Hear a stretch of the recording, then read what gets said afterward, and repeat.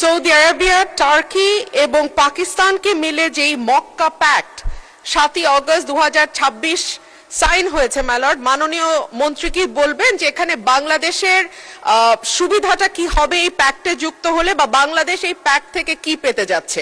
ধন্যবাদ মাননীয় স্পিকার। এই প্যাক্ট 3টি দেশের ভেতরে হয়েছে। আমরা এতে এই প্যাক্টটিকে ইতিবাচক হিসেবে দেখছি। এতে যোগদান করার বিষয়টি এখনো আসেনি, কারণ এটা নির্ভর করছে যারা এই প্যাক্টের সদস্য তাদের অভিপ্রায়ের উপর।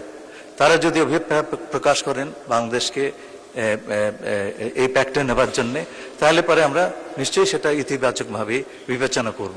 কিন্তু তার আগের ভালো মন্দ এটা এই বিষয়টি আলোচনা করাটা সম্ভবত সেই সময়টি এখনো আসেনি।